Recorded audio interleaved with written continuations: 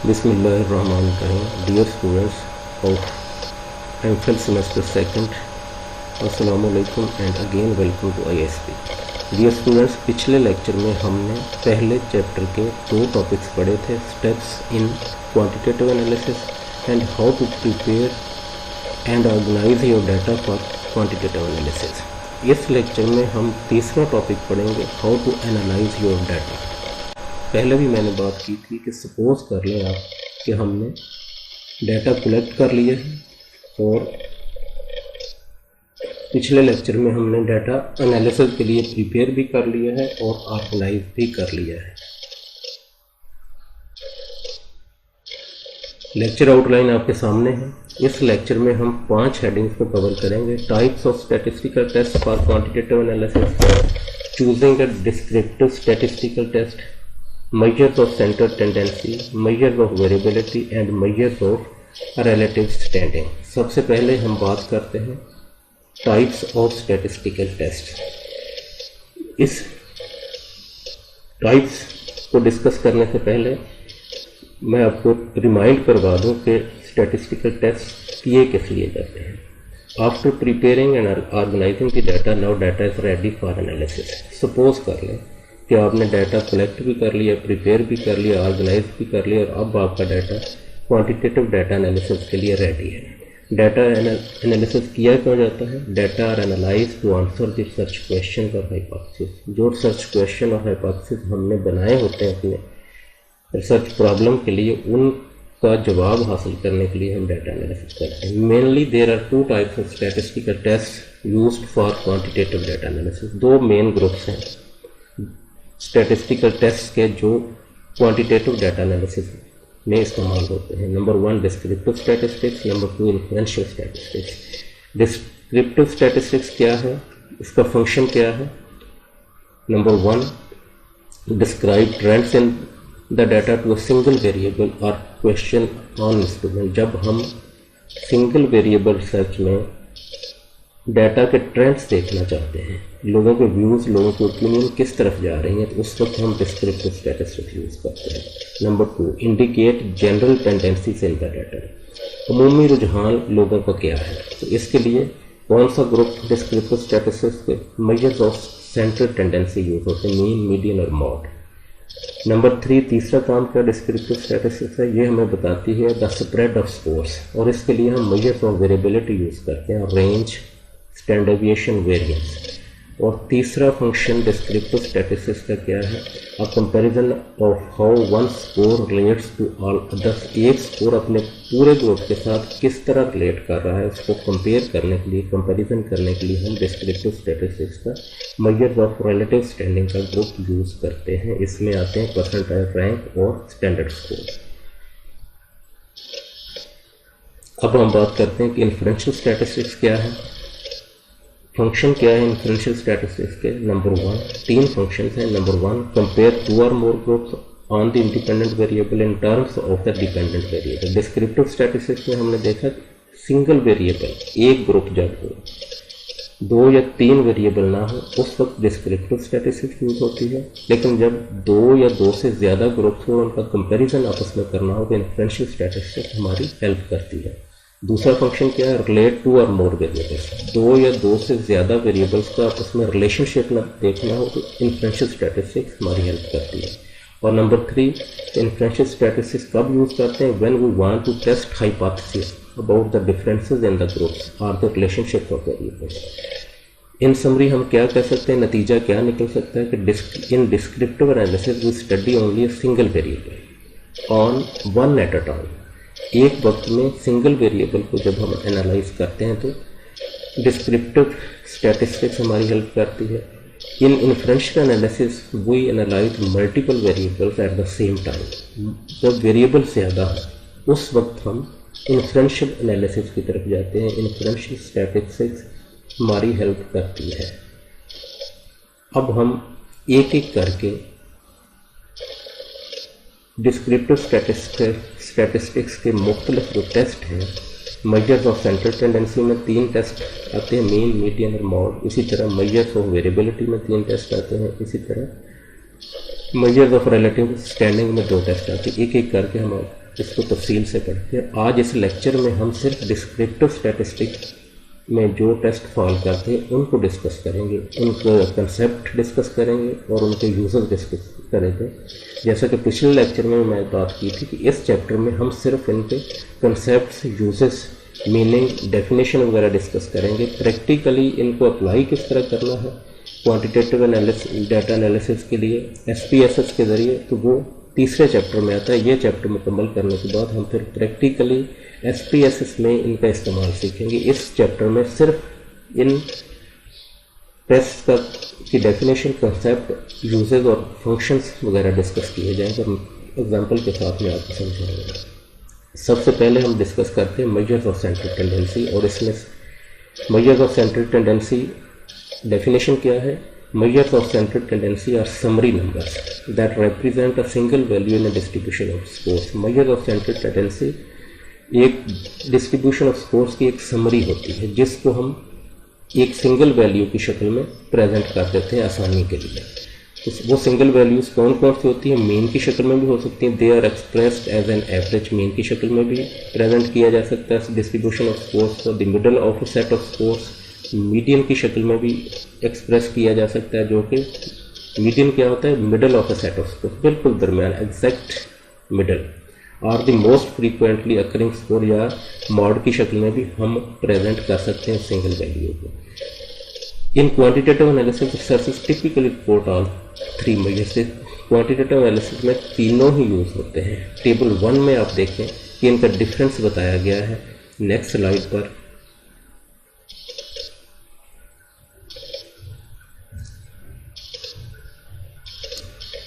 10 student हैं, number 1, 2, 3, 10 तक 10 students हैं।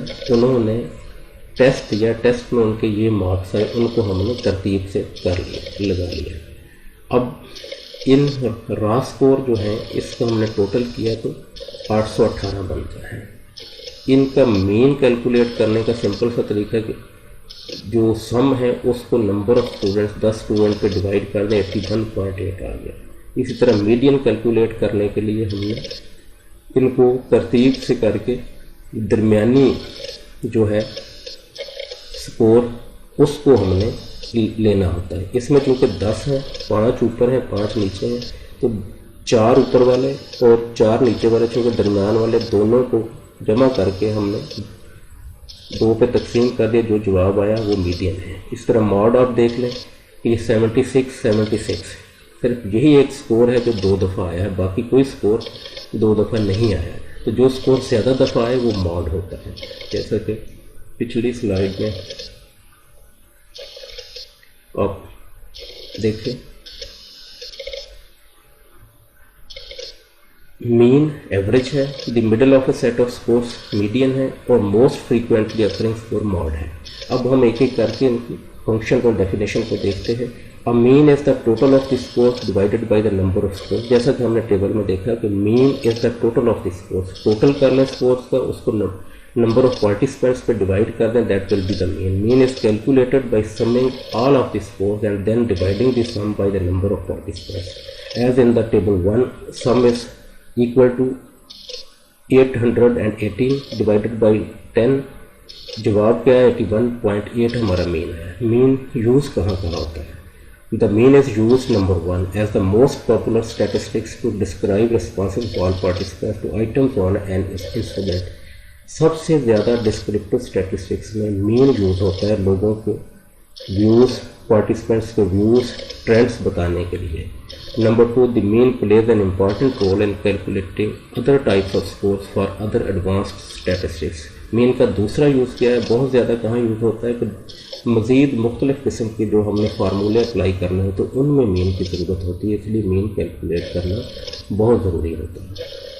उसके बाद हमने टेबल को देख लिया। ठीक, नेक्स्ट हम बात करते हैं मीडियन की। मीडियन का फंक्शन क्या है और कैलकुलेट किस तरह किया जाए, उसकी डेफिनेशन क्या है।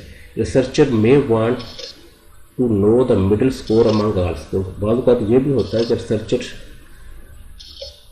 कि रिसर्च की ये डिमांड होती है कि मिडिल स्कोर का पता किया जाए कि मिडिल स्कोर कौन सा है। This score is the median. यही जो मिडिल स्कोर होता है इसको मीडियन कहा जाता है। इसकी कैलकुलेट करने का मैंने पहले आपको समझा दिया किस तरह टेबल पे कैलकुलेट करते हैं। मीडियन 79.5 है इस एग्जांपल में। तो इसके कैलकुलेट करने का तरीका दोबारा हम देखते हैं। The median score divides the score rank order from top to bottom in half, exact half में तकसीम कर देता है मीडियन स्कोर को। 50% of the score lie above the median and 50% lie below the median. Exact 50% ऊपर होते हैं, 50% score नीचे होता है। The median in table 1 is half way between 76 and 83, giving 79.5। 5 scores above 79.5 and 5 scores below it। Median हमने इसमें देखा table में। मीडियन कैलकुलेट कैसे होता है कि तरतीब लगा लें, ऊपर आधे ऊपर छोड़ दें, आधे नीचे छोड़ दें, दरमियान में जो स्कोर बचेगा वो मीडियन होगा। अगर यहाँ होता है 11, ये 10 स्कोर है, 10 स्टूडेंट्स है। अगर 11 स्टूडेंट्स होते तो 5 ऊपर छोड़ देते, 5 नीचे छोड़ देते, दरमियान वाला जो होता है वो छठा स्कोर जो होता है, पहले 5 छोड़ दें, आखिरी जो छठा स्कोर होता है वो मीडियन होता है। लेकिन इसमें चूंकि टोटल 10 है, 5 ऊपर छोड़ते हैं, 5 नीचे, दरमियान में कोई नहीं बचता। तो इसका तरीका क्या होता है कि पहले 4 छोड़ दें, आखिरी 4 स्कोर छोड़ दें, दरमियान वाले 2, 5वां और छठा, उनको आपस में प्लस कर लें, प्लस करके 2 पे डिवाइड कर दें, जो जवाब आएगा वो 79.5। अगर अब आप 79.5 को 76 के बाद लिखते हैं और 83 के ऊपर लिखते हैं तो ये एग्जैक्ट दरमियान में आ जाएगा। जो मीडियन है ऊपर भी 5 रहेंगे और नीचे भी 5 रह जाएंगे स्कोर, और ये बिल्कुल एग्जैक्ट दरमियान में आ जाएगा। जैसा कि यहाँ लिखा है कि 5 score above 79.5, 5 score below it. इसका फ़ायदा क्या है? The usefulness of the median score is limited. बहुत कम इस्तेमाल होता है मीडियन, ये सिर्फ उस वक्त इस्तेमाल होता है जब नॉन नॉर्मल डिस्ट्रीब्यूशन हो स्कोर्स की और उस पर स्टैटिस्टिकल टेस्ट मुख्तलिफ किस्म के अप्लाई करने हों, ख़ासतौर पर नॉन पैरामीट्रिक स्टैटिस्टिकल टेक्निक्स जब अप्लाई करनी हो उस वक्त इसका इस्तेमाल होता है। आम तौर पे मीन के ज़रिए ही हम सारे रिजल्ट्स निकाल लेते हैं। It is use to know the middle score. पहला इसका फ़ायदा क्या है या यूज़फुलनेस क्या है, यूज़ क्या है कि हम मिडिल स्कोर जानने के लिए इसको इस्तेमाल करते हैं। दूसरा क्या है, particularly place an important role in some non parametric statistical techniques. आम तौर पे मीडियन कम यूज़ होता है। मीडियन उस वक्त यूज़ होता है जब distribution off score non normal हो और मुख्तलिफ किस्म के टेस्ट जो नॉन नॉर्मल डिस्ट्रीब्यूशन पर अप्लाई होते हैं उनको अप्लाई करने के लिए ये हेल्पफुल होता है, वरना मीन ही ज़्यादातर इस्तेमाल होता है ट्रेंड्स को डिस्क्राइब करने के लिए डिस्क्रिप्टिव स्टैटिस्टिक्स में। अब नेक्स्ट हम बात करते हैं तीसरा मेजर ऑफ सेंट्रल टेंडेंसी में तीसरा टेस्ट मॉड। मॉड की डेफिनेशन जैसा कि हमने पहले भी देखी है कि mod is the score that appears frequently in list of scores. जो सबसे ज़्यादा बार आए, गिनती कर लेनी है कि ये स्कोर इतनी दफ़ा आया है, ये स्कोर इतनी दफ़ा है, जो सबसे ज़्यादा बार आए that is the mod. In table 1 the most frequently reported score was 76। जैसा कि हमने टेबल में देखा 76 2 बार आया है, बाकी सारे स्कोर एक एक बार आए हैं। इसलिए इस मिसाल में मॉड जो है 76 है। रिसर्चर्स यूज द मॉड इस्तेमाल कहाँ होता है? When researchers wants to know the most common score in a range of score one variable. The most common score identify करना चाहते हैं। और number 2 for reporting categorical variable, because in case of categorical variable the mode provides meaningful information but the mean does not. जब variable आपका categorical, वहाँ mean हमारी कोई help नहीं करता, वहाँ मीडियन हमारी कोई हेल्प नहीं करता, वहाँ मॉड ही हमारी हेल्प करता है। तो उसमें सिर्फ ये देखना होता है कि वेरिएबल, कैटेगरिकल वेरिएबल में कौन सी वैल्यू ज़्यादा दफ़ा आई है, कौन सा वेरिएबल ज़्यादा दफ़ा फॉल कर रहा है। तो इसलिए मॉड हमारी हेल्प करता है कैटेगरिकल वेरिएबल की शक्ल में। तो मेजर्स ऑफ सेंट्रल टेंडेंसी के तीनों टेस्ट कंप्लीट हो गए। हम अब बात करते हैं नेक्स्ट टेस्ट की, choosing a descriptive statistics measures of variability. Descriptive statistics में दूसरा ग्रुप जो टेस्ट का है वो वेरिएबिलिटी मेजर करता है, वेरिएशन मेजर करता है, डिफरेंस मेजर करता है। सेंट्रल टेंडेंसी में मीन, मीडियन, मॉड वो क्या करते हैं, वो ये देखते हैं कि दरमियान को, उनका फोकस दरमियान पर होता है कि मीन की तरफ स्कोर्स का झुकाव कितना की है। स्कोर्स मीन की तरफ कितना के अट्रैक्ट कर रहे हैं, मीन की तरफ कितना की खिंचाव है स्कोर्स का। लेकिन मेजर्स ऑफ वेरिएबिलिटी में देखा जाता है कि स्कोर मीन से दूर कितना है, डिस्पर्स कितना हो रहा है, स्प्रेड ऑफ स्कोर्स कितना है, लोगों की ओपिनियंस में इख्तलाफ कितना की है। मेजर्स ऑफ सेंटर टेंडेंसी ये बताते हैं कि लोगों की ओपिनियंस आपस में मिलती जुलती कितने की है, लोगों का एक बात पर एग्रीमेंट कितना की है। लेकिन मेजर्स ऑफ वेरिएबिलिटी हमें ये बताते हैं कि लोगों की ओपिनियंस में, व्यूज़ में इख्तलाफ कितना है और वो एक दूसरे से अपनी राय के लिहाज से कितना दूर है, कितना मुख्तलिफ है। तो variability indicates the spread of scores in a distribution, score का फैलाव कितना ज़्यादा है। Range, variance and standard deviation all indicate the amount of variability in a distribution of scores. ये तीनों टेस्ट, रेंज, वेरिएंस और स्टैंडर्ड डेविएशन, ये तीनों मेजर्स वेरिएबिलिटी को इंडिकेट करते हैं कि लोगों की राय में इख्तलाफ कितना है। दिस इंफॉर्मेशन ये कहाँ हमारे लिए हेल्पफुल होता है, help us see how dispersed the responses are to items on an instrument, कि एक क्वेश्चनर पर मुख्तलिफ आइटम्स में लोगों की राय कितनी की डिस्पर्स है, कितनी की मुख्तलिफ है। Variability also plays an important role in many advance statistical calculation, कुछ स्टैटिस्टिकल टेस्ट एडवांस किस्म के हैं, वहाँ भी वेरिएबिलिटी खास तौर पर स्टैंडर्ड डेविएशन का इस्तेमाल बहुत ज़्यादा होता है।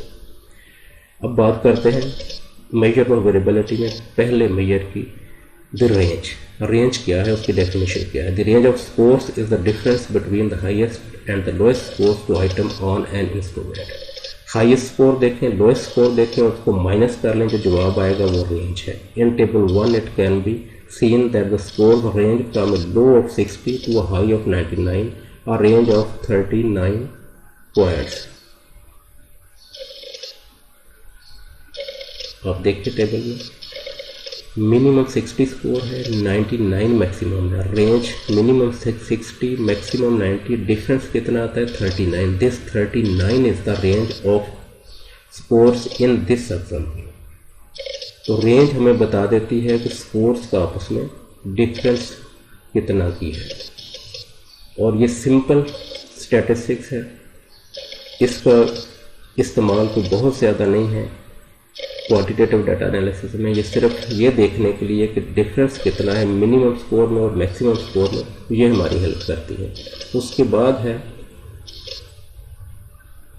वेरिएंस, दूसरा मेजर जो है मेजर ऑफ वेरिएबिलिटी में। The variance indicates the dispersion of scores around the mean. Mean के इर्द गिर्द स्कोर कितना की फैला हुआ है, लोगों की ओपिनियंस में कितना की डिफरेंस है, तो वेरिएंस हमें किसी हद तक बता देता है।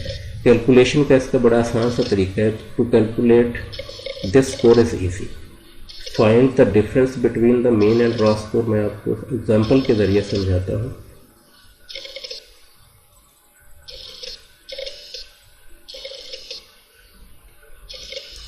ये रॉ स्कोर है और ये हमारा मीन है। हर रॉ स्कोर के, हर पार्टिसिपेंट के रॉ स्कोर के ये एक फार्मूला लिखा हुआ, raw score minus mean. Raw score को मीन में से माइनस करके यहाँ एक और कॉलम बना के यहाँ लिखते गए।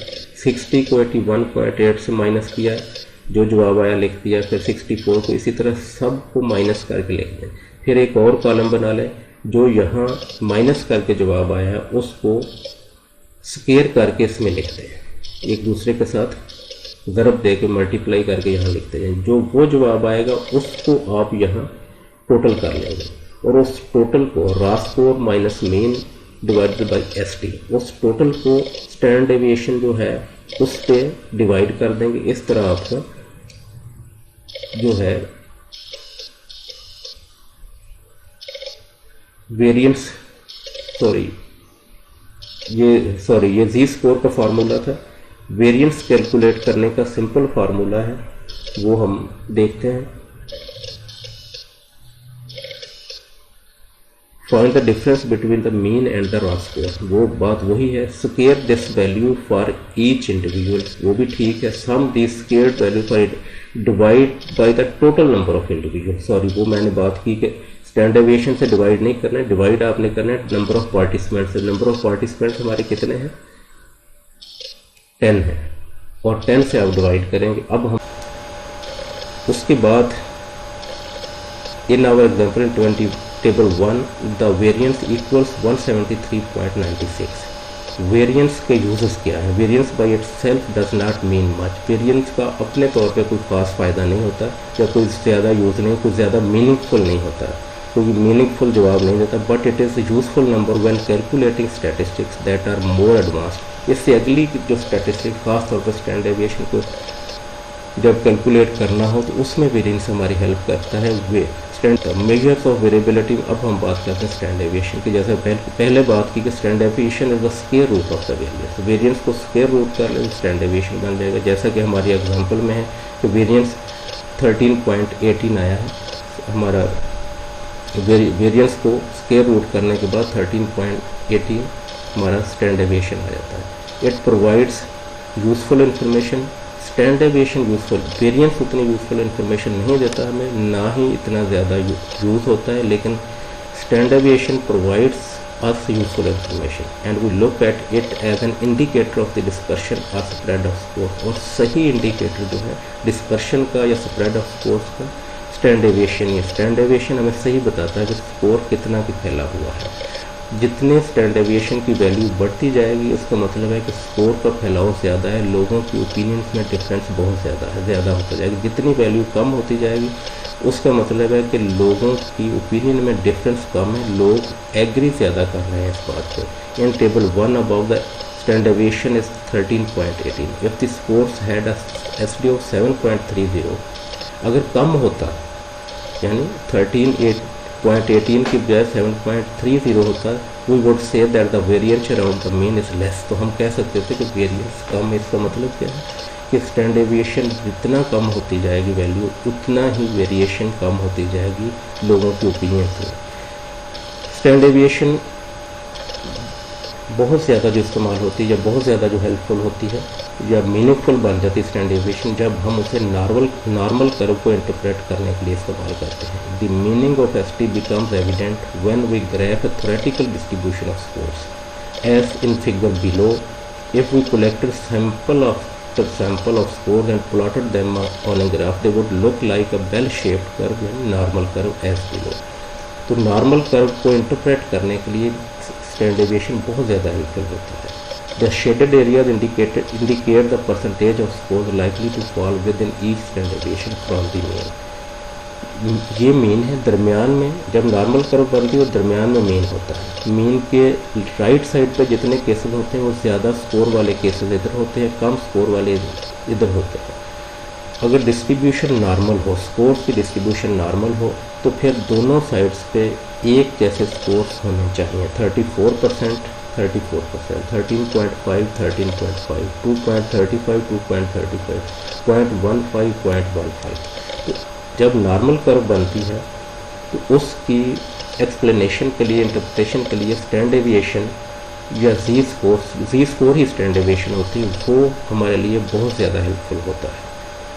तो स्टैंडर्ड डेविएशन के यूजेस में क्या? Number 1, it provide useful information. We look at it as number 1, it is used as an indicator of the dispersion.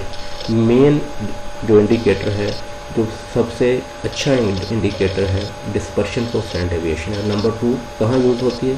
It is use to interpret the normal curve. Normal curve को interpret करने के लिए standard deviation is very helpful. तो ये 3 measures discuss हो गए, range, variance और standard deviation. ये है मेजर्स ऑफ वेरिएबिलिटी। ये मेजर्स हमें बताते हैं कि लोगों की ओपिनियन में डिफरेंस कितना ज़्यादा है। उसके बाद हम आ जाते हैं आखिरी ग्रुप की तरफ, डिस्क्रिप्टिव स्टैटिस्टिक्स के measures of relative standing. Relative standing जैसा कि नाम से जाहिर होता है कि इन कंपैरिजन टू के एक स्कोर अपने पूरे ग्रुप के साथ या किसी दूसरे मेजर के साथ कंपैरिजन में कहाँ खड़ा है। तो मेजर्स ऑफ रिलेटिव स्टैंडिंग में 2 मेजर्स हैं, परसेंटाइल रैंक है और दूसरा स्टैंडर्ड स्कोर है। सबसे पहले हम देखते हैं मेजर्स ऑफ रिलेटिव स्टैंडिंग की डेफिनेशन क्या है। Measures of relative standing describe one score relative to a group of scores. एक स्कोर का पूरे ग्रुप के साथ जब कंपैरिजन करना हो या एक स्केल का दूसरे स्केल के साथ कंपैरिजन करना हो तो उस वक्त मेजर्स ऑफ रिलेटिव स्टैंडिंग हमारे लिए हेल्पफुल होते हैं। In figure about 2.28% of the scores fall 2 standard deviation below the mean and 97.72 scores percent scores to stand deviation above the mean.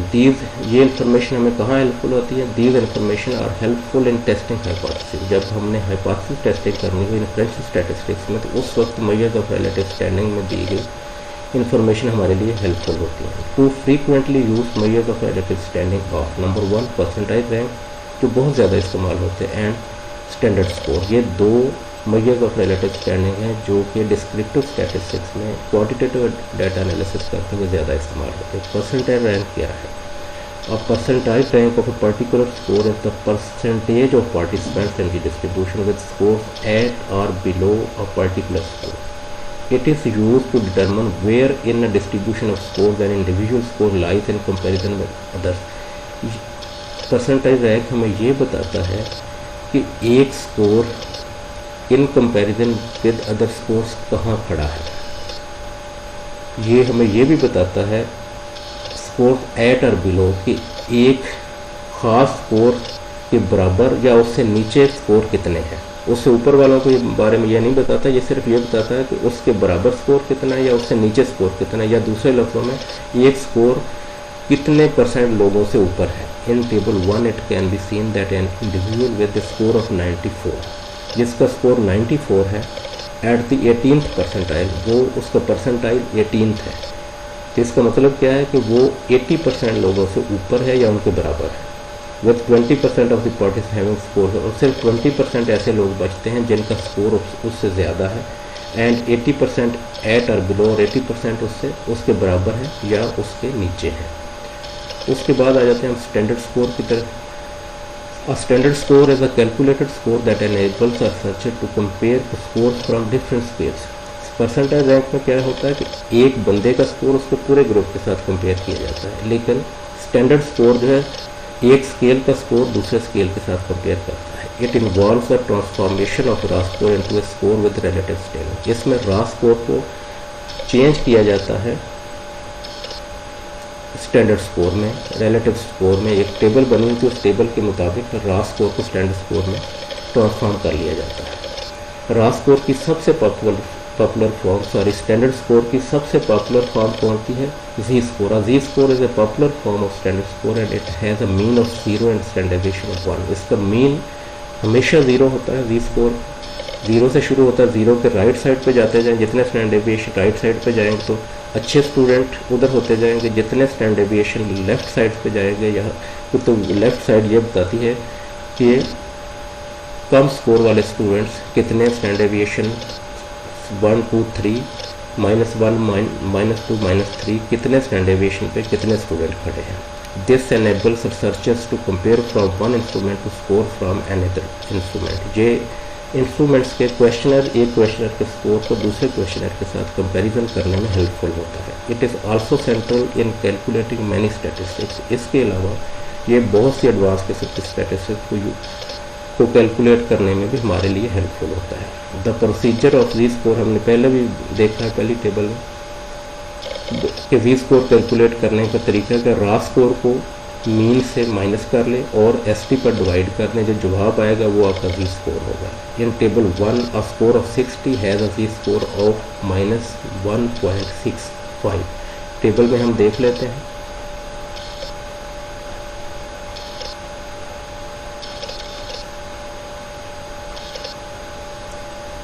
ये देखिए, ये जी स्कोर का फार्मूला क्या है? Raw score minus mean divided by ST. Raw score को, ये raw score है, mean में से माइनस करें 60 माइनस 81.8 और स्टैंडर्ड डेविएशन से डिवाइड कर दें तो आपके पास ये जी स्कोर आ जाएगा -1.65। माइनस क्यों आया है? जब स्कोर आपके मीन से कम है, इसका मतलब है कि वो नॉर्मल कर्व में लेफ्ट साइड पे है स्कोर। तो जो स्कोर मीन से कम होंगे वहाँ माइनस में आएगा और ये नॉर्मल कर्व में लेफ्ट साइड पे चले जाएंगे, और जो स्कोर मीन से बड़े होंगे वो प्लस में चले जाएंगे और नॉर्मल कर्व में भी ये मीन से राइट साइड पे चले जाएंगे। और ये हमें क्या बताते हैं? जी स्कोर हमें क्या बताता है कि कितना स्कोर मीन से कम है और कितना स्कोर मीन से ज़्यादा है। तो जी स्कोर हमारे लिए हेल्पफुल होता है बहुत सी स्टैटिस्टिक्स को कैलकुलेट करने के लिए।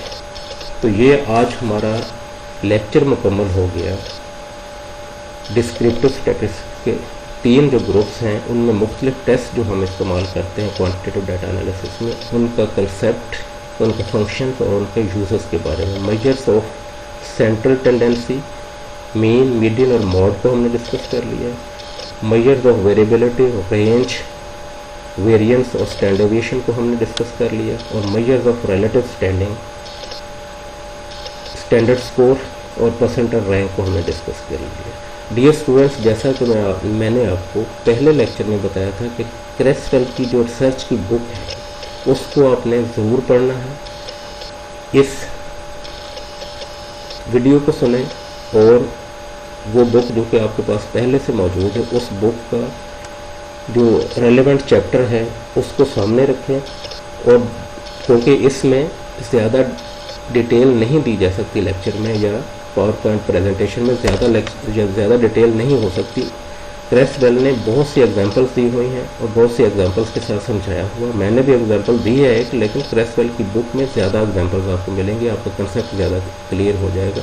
इसलिए आपसे फिर रिक्वेस्ट है कि अपनी इन डेप्थ स्टडी के लिए, अपने कंसेप्ट क्लियर करने के लिए और अपने एग्ज़ाम की अच्छी तैयारी के लिए उस बुक को साथ साथ ज़रूर पढ़ें और उस बुक से हेल्प लेकर अपने कंसेप्ट क्लियर करें। Thanks a lot for listening me patiently. Next जो हमारा लेक्चर होगा उसमें हम अब डिस्क्रिप्टिव इन्फ्रेंशियल स्टैटिस्टिक्स के कंसेप्ट्स जो हैं वो डिस्कस करेंगे। वो भी क्वांटिटेटिव डाटा एनालिसिस में एडवांस किस्म की जो स्टैटिस्टिक्स हैं वो भी बहुत ज़्यादा इस्तेमाल होती है। बल्कि जब आप ग्रुप्स को कंपेयर करते हैं, जब आप रिलेशनशिप्स देखते हैं, अगर आपका टॉपिक्स हाइपोथेसिस टेस्टिंग से रिलेटेड हो तो उसमें हमारे लिए डिफरेंशियल स्टैटिस्टिक्स ही हेल्पफुल होती है। Thank you very much and अल्लाह हाफ़िज़, टेक केयर।